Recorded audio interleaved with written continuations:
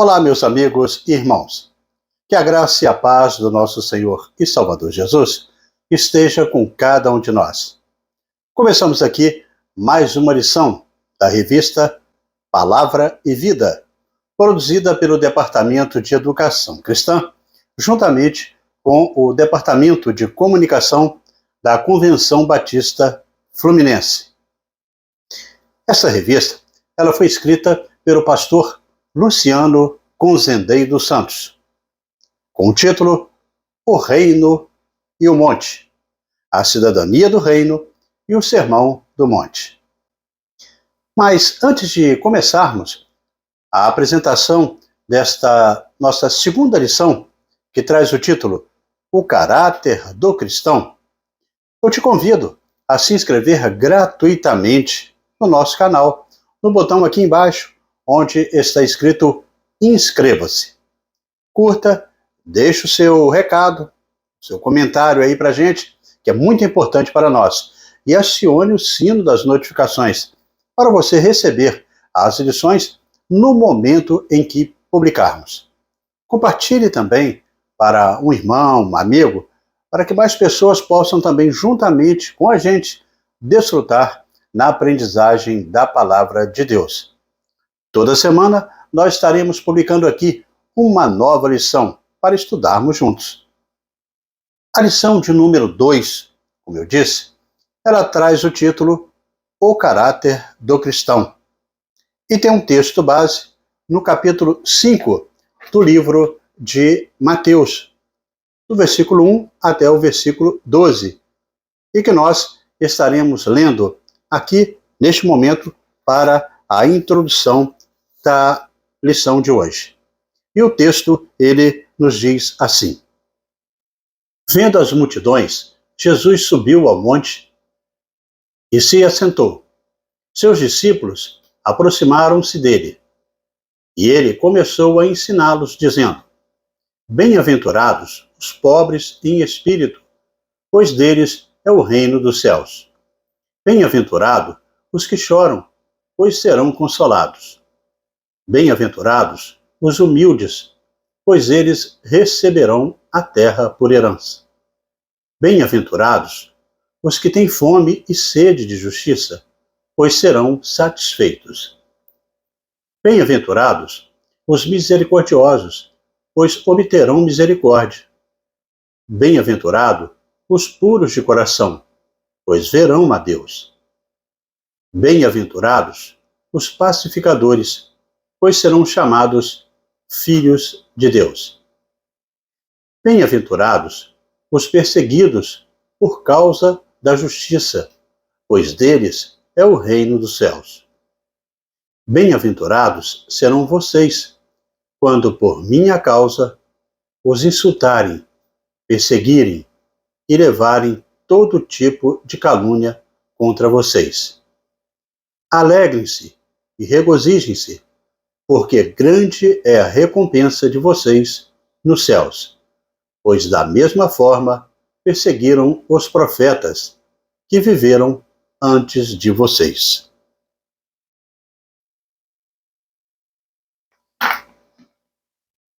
Bem, irmãos, ao estudarmos as lições deste trimestre, nós veremos que Jesus, ele pregava o evangelho do reino. As mensagens eram as boas novas de que o reino de Deus estava sendo oferecido aos homens da mesma pessoa de Cristo, o Messias prometido por Deus. Dessa maneira, a lição de hoje, ela tem o objetivo para, no final deste estudo, para que nós possamos entender que as bem-aventuranças, elas contidas aí no Sermão do Monte, apresentam o caráter ilibado e diversificado do povo cristão, como também as normas do reino de Deus, que estão ligadas ao comportamento fiel do povo do Senhor. Alguns afirmam que as bem-aventuranças são prescrições de Jesus para a felicidade humana. Quando pensamos em bem-aventurança, nós precisamos entender a palavra. A introdução do Sermão do Monte é a famosa passagem tradicionalmente conhecida como as bem-aventuranças, contidas em Mateus, do capítulo 5, de 1 a 17. A palavra que introduz cada frase, como lemos na Septuaginta, que é a versão em latim da Bíblia, é beatus, que significa muito feliz. No grego, esta mesma palavra é traduzida por makarios, que significa supremamente abençoado ou feliz. Bem-aventurado, então, é aquela pessoa que grandiosamente é abençoada por Deus e, por isso, traz em sua vivência diária a alegria e a felicidade que estão contidas naqueles que fazem a vontade do Senhor no seu dia a dia. Donald Arthur Carson, teólogo e professor do Novo Testamento, em sua definição, ele vai além de simplesmente feliz e abençoado, porque afirma que os abençoados, em geral, são profundamente felizes, mas a bênção não pode se reduzir à felicidade. Ser abençoado está ligado à aprovação, e não pode haver bênção maior do que ser aprovado por Deus. O autor ele começa e termina com a mesma expressão: deles é o reino dos céus, no verso 3 e no verso 10. O que observamos são duas molduras que prometem a mesma recompensa, o reino dos céus. Por isso, Jesus é o objetivo em descrever, com relação a isso aí, o caráter equilibrado e diversificado do povo cristão. Alguém poderia até deduzir, do primeiro versículo do capítulo 5, que Jesus ele deixou a multidão e entregou este sermão somente para os discípulos. Mas parece que a multidão se reuniu em termo, uma parte externa do círculo interno, e ouviu todo o discurso também. A referência ao monte é provavelmente significativa. Assim como Moisés ele recebeu a antiga lei no Monte Sinai, Jesus também entrega os princípios cristãos aos seus seguidores. O novo líder, ele pronunciou a lei do reino na encosta de um monte. Dr. John Stott, ele, um eminente teólogo e escritor, ele diz que a essência do sermão da montanha ou do monte foi o apelo de Cristo aos seus seguidores para serem diferentes de todos os demais. Em Mateus 6, 8, Jesus faz um chamado para todos os que querem o seguir. Este chamado é um imperativo, acentua o caráter daqueles que dá ordem, que demonstra também uma autoridade do Senhor. O texto é expresso: não sejam iguais a eles, porque o Senhor, nosso Pai, sabe do que nós precisamos antes mesmo de pensarmos em pedir qualquer coisa. Dessa forma, devemos então entender que o reino de Cristo, que Cristo aí proclamou, deve ser de modo uma contracultura, a qual exibe um conjunto de valores e padrões distintos do mundo. David Martin Lloyd Jones, que foi um teólogo galês muito influente no meio evangélico, britânico, do século XX, ele foi ministro por 30 anos em Londres. E ele foi um grande opositor da teologia liberal, em sua magna obra, O Sermão do Monte. Ele nos afirma que este discurso do Senhor Jesus nos permite refletir com seriedade acerca das elevadas demandas da vida onde o cristão ele está inserido, ao mesmo tempo continua cativando aí o coração dos crentes, nos levando a considerar a beleza e a profundidade das palavras do Senhor Jesus registradas em Mateus 5, 6 e 7, que estudaremos. O mestre, ele havia acabado de chamar os seus primeiros 4 discípulos. Agora, ele está mostrando para eles o que significa o verdadeiro discipulado. Ele está descrevendo o tipo de vida que seus discípulos devem viver. Essas são as leis do reino. Parece uma lista de características que o cristão ele tem e pelas quais ele é abençoado e feliz, mas na verdade oferece uma série de desafios também colocados por Jesus àqueles que desejam segui-lo, deixando claro onde deve estar a sua prioridade na vida. E dessa forma, chegamos ao primeiro tópico da nossa lição, e que tem o título Discípulos, Qualidades Espirituais e Bênçãos Prometidas. Discípulos, Qualidades Espirituais e Bênçãos Prometidas. Como falamos no início da nossa lição, a palavra grega makarios significa feliz, mas é óbvio que as bênçãos contempladas nas beatitudes, que são apontadas por Jesus, não podem, de forma alguma, ser expressas em nosso idioma, pelas palavras ou pelo conceito de felicidade simplesmente. Essas bem-aventuranças, que são elencadas pelo Mestre, se referem antes à bem-aventurança que só vem para aquelas pessoas que desfrutam da salvação em Jesus Cristo. Não é para qualquer um. É importante, no estudo deste tópico, que entendamos que para cada bem-aventurança, Jesus queria demonstrar aos seus seguidores, naquele período, e também aqueles que viriam a segui-lo, um indicativo que refletiria quem eles eram. A primeira delas, a bem-aventurados aí, os humildes de espírito. O que significa isso? Significa que nós devemos reconhecer que não temos qualquer autossuficiência, que dependemos da vida do Espírito, do poder e da graça divinos, para podermos herdar o reino de Deus, como o próprio Isaías 61, 1 e 2 diz. Os humildes de espírito têm reconhecimento pessoal da falência espiritual, consciência da própria condição diante de Deus e arrependimento sincero. É um esvaziamento do senso de justiça próprio, autoestima moral e vanglória pessoal.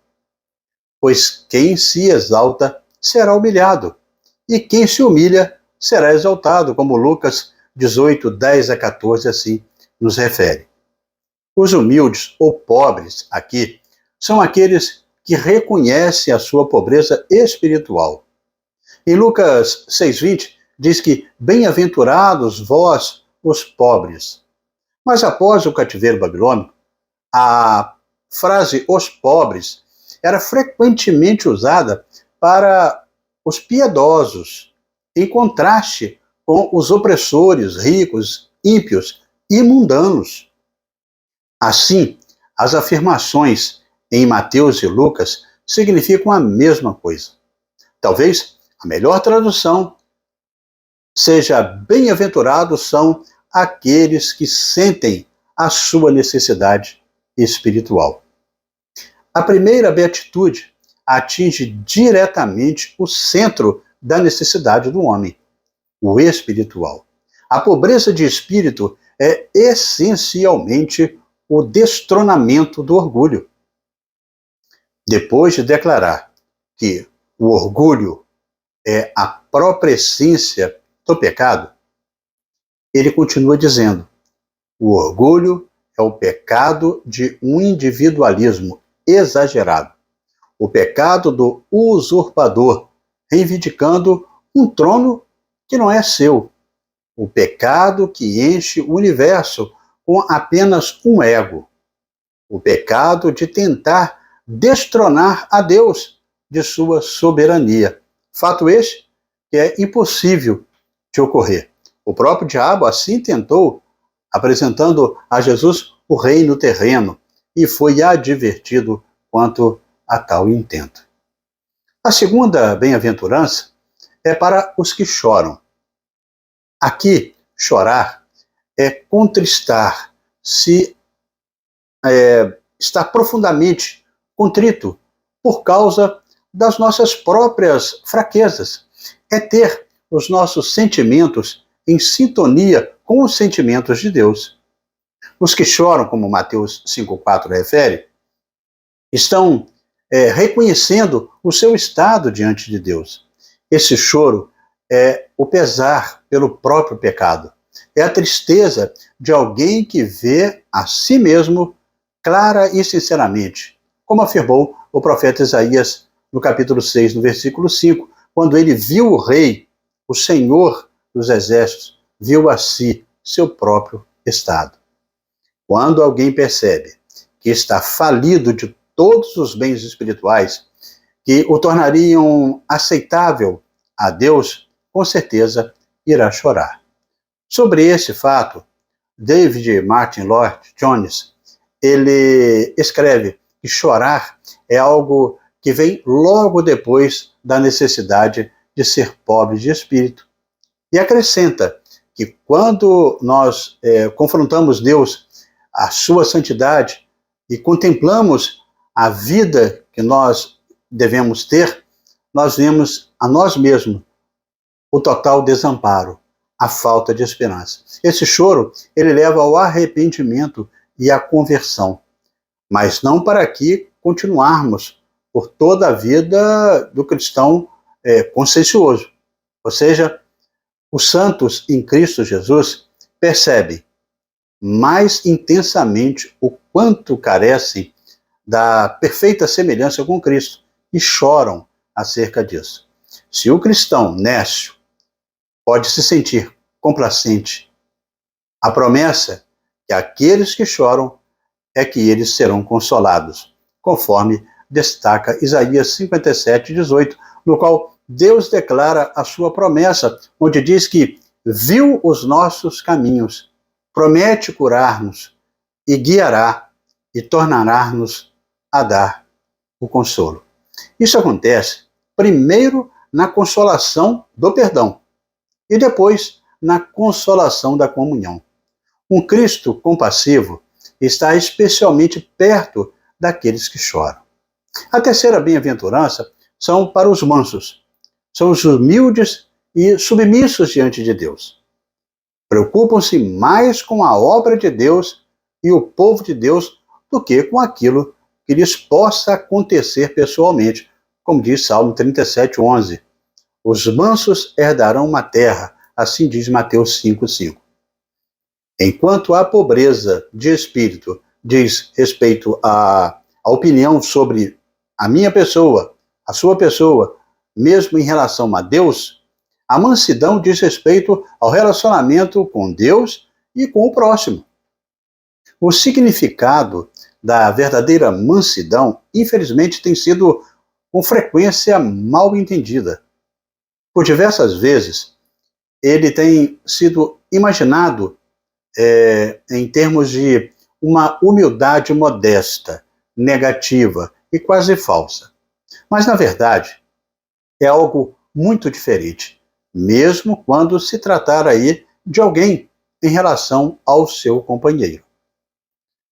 Não está ligado ao medo, à fraqueza, à insegurança. Está ligado ao desejo consciente de pôr os interesses dos outros na frente dos nossos. Mansidão está ligada ao firme compromisso com o Senhor quando privilégios são ameaçados.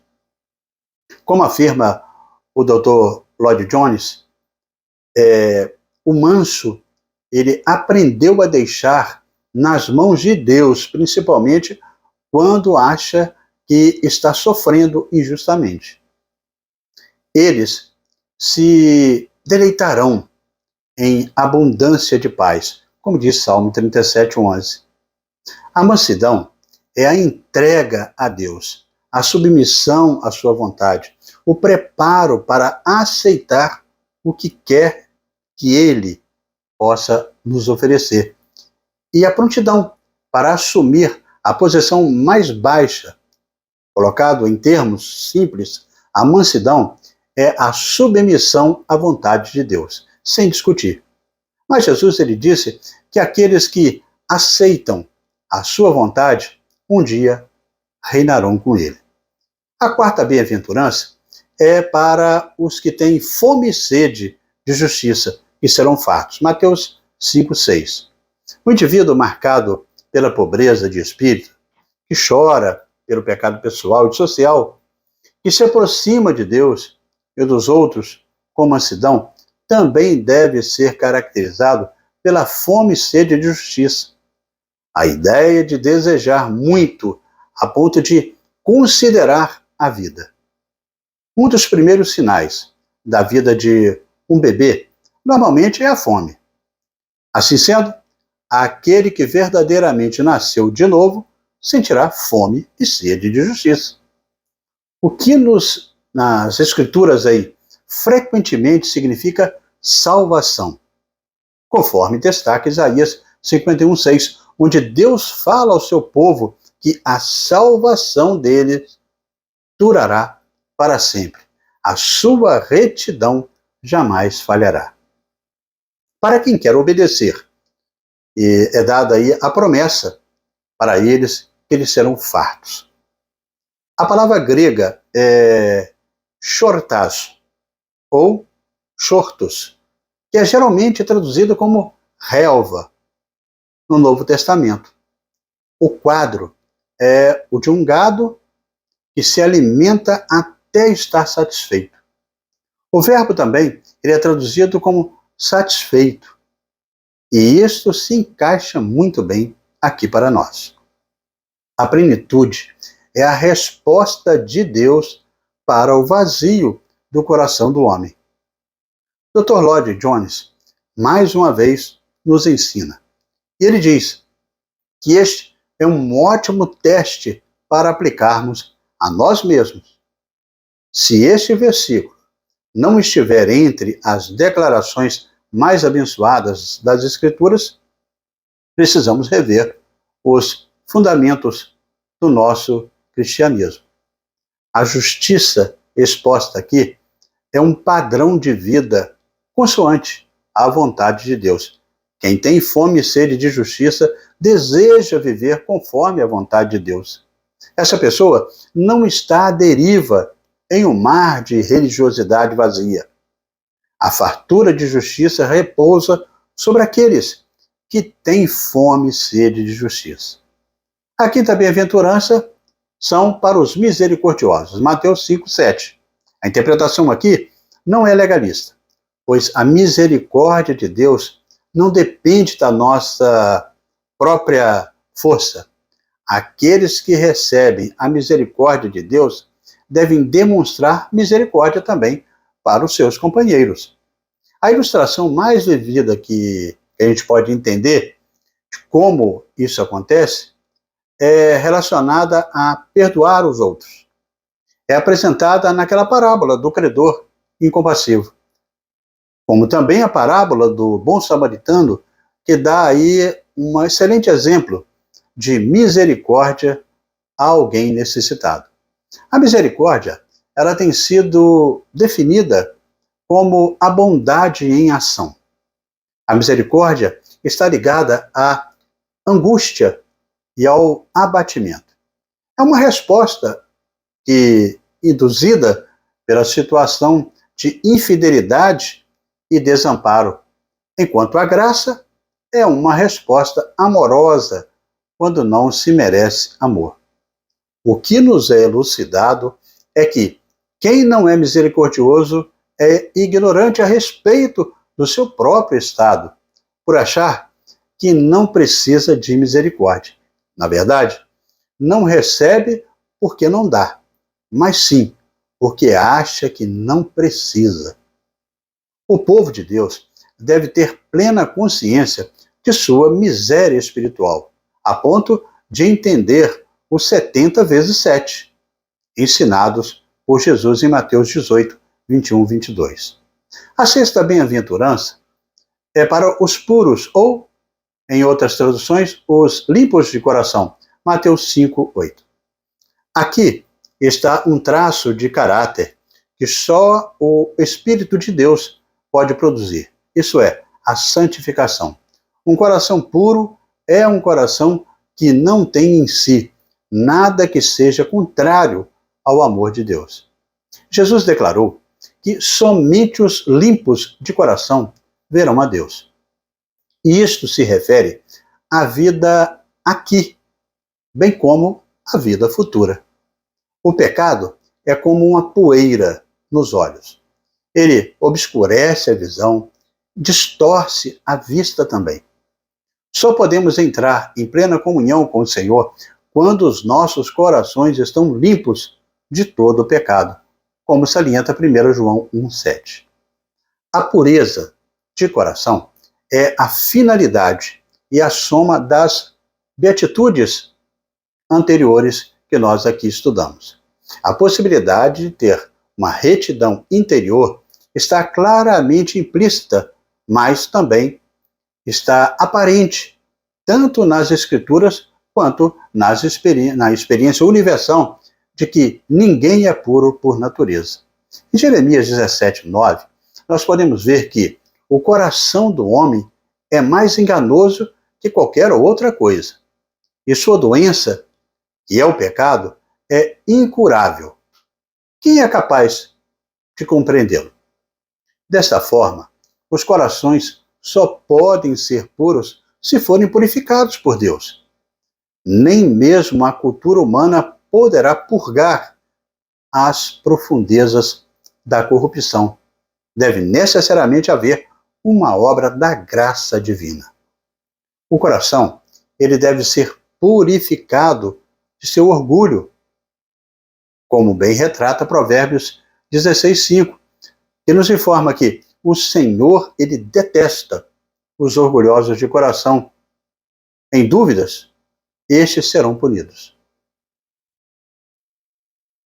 Quem não age com o coração puro, em vez de ser pobre de espírito, ele será arrogante e autossuficiente, entre aspas.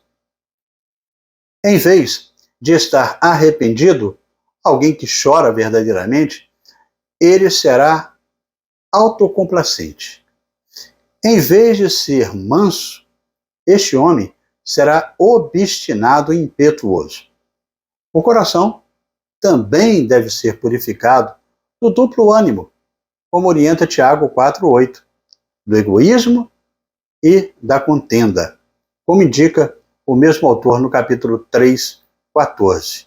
E também da incredulidade, conforme Hebreus 3:12. Os puros de coração, e essa pureza do coração é pré-requisito indispensável, então, para a comunhão com Deus. Deus é bom para com os de coração limpo. Salmo 7:1.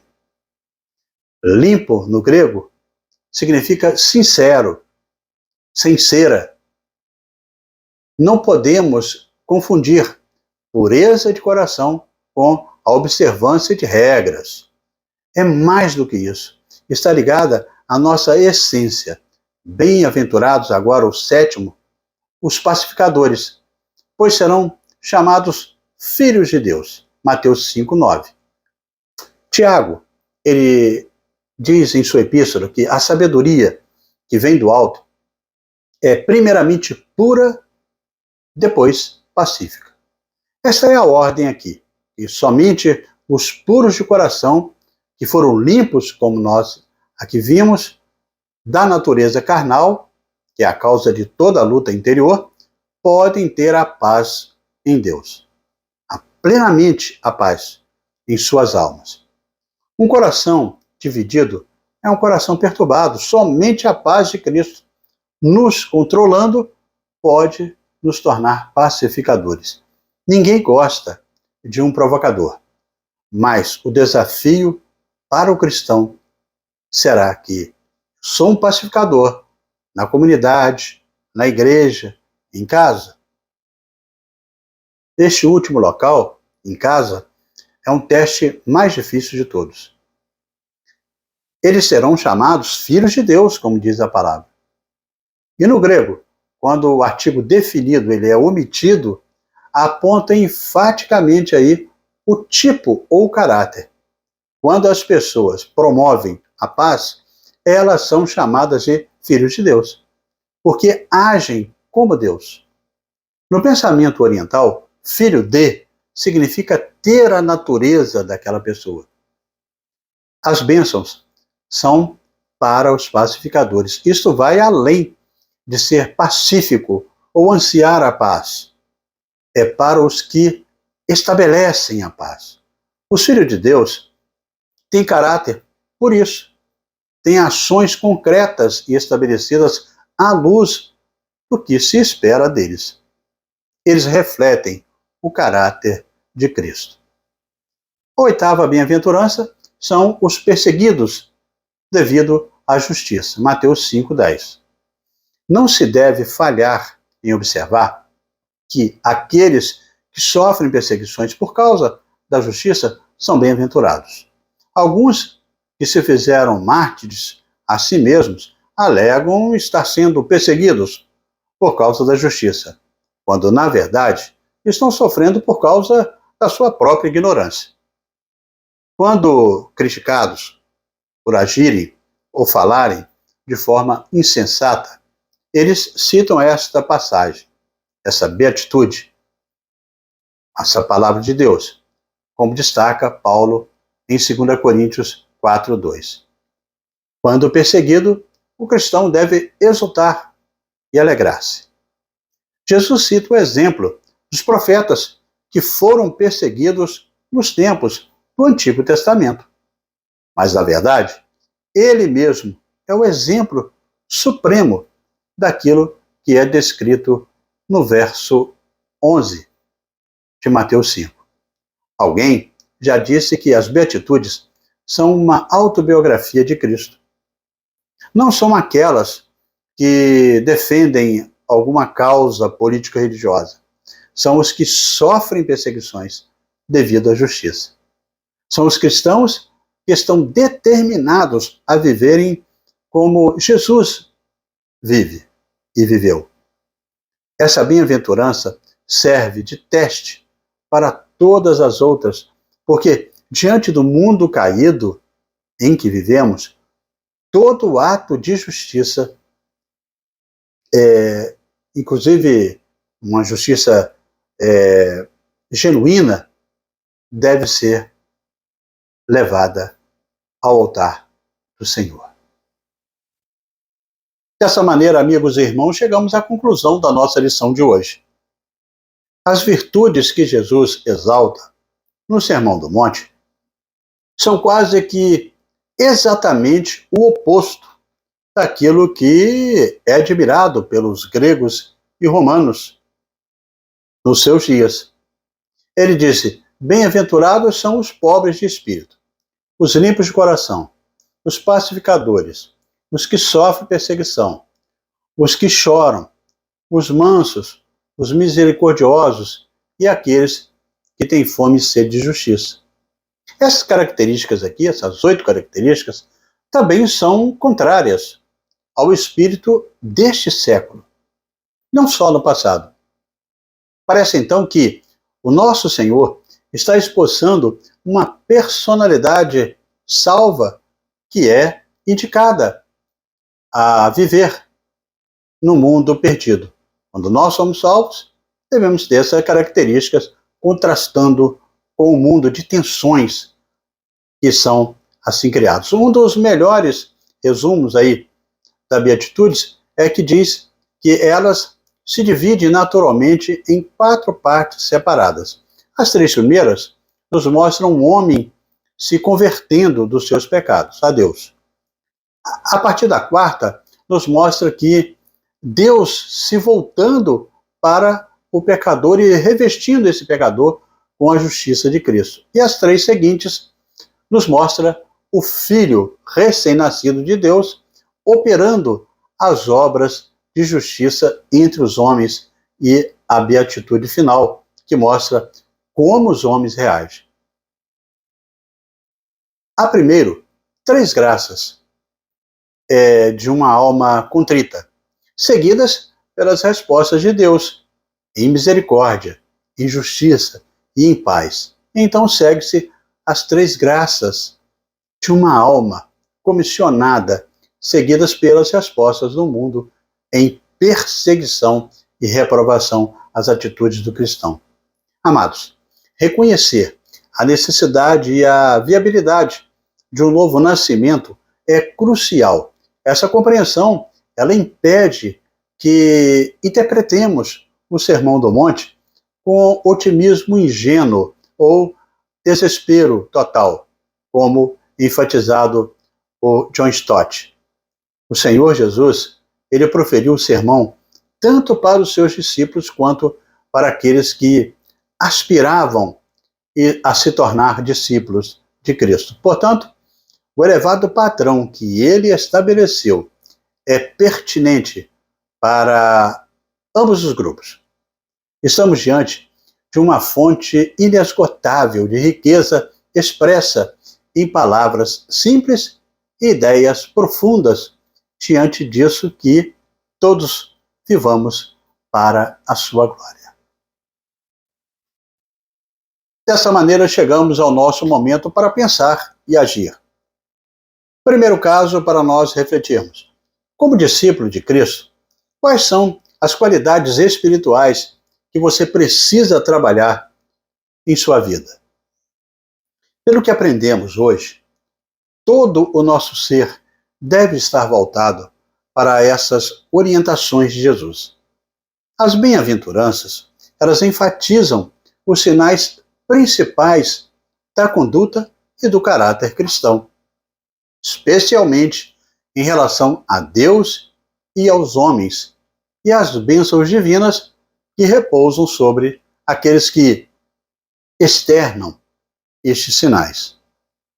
As 2 metáforas de sal e luz indicam a influência que os cristãos devem exercer para o bem da comunidade.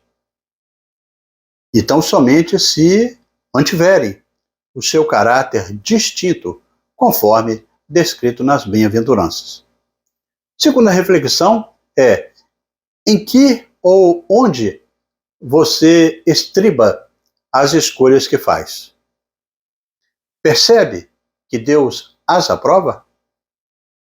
Se as nossas escolhas estiverem calçadas nas indicações de Jesus, poderemos, em nossas vidas, estar refletindo o Mestre quanto à grandeza do reino de Deus em virtude dos seus ensinamentos morais e éticos, que até mesmo nos dias de hoje podem e devem ser aplicados. A terceira reflexão: o padrão de Deus estabelecido por Jesus é para os filhos de Deus, para os que pertencem ao reino de Deus. Ao olhar para a sua vida, para a minha vida, nós conseguimos ver claramente a manifestação destes padrões? Irmãos, o mundanismo, do qual os cristãos devem fugir, pode ter aparência religiosa ou secular. Por isso nós devemos ser diferentes dos não cristãos, não apenas em nossa devoção, mas também em nossas ambições. As pessoas do mundo estão preocupadas com a busca do alimento, da bebida, do vestuário. Os cristãos devem ficar livres dessas ansiedades materiais, que são egocentralizadas aí.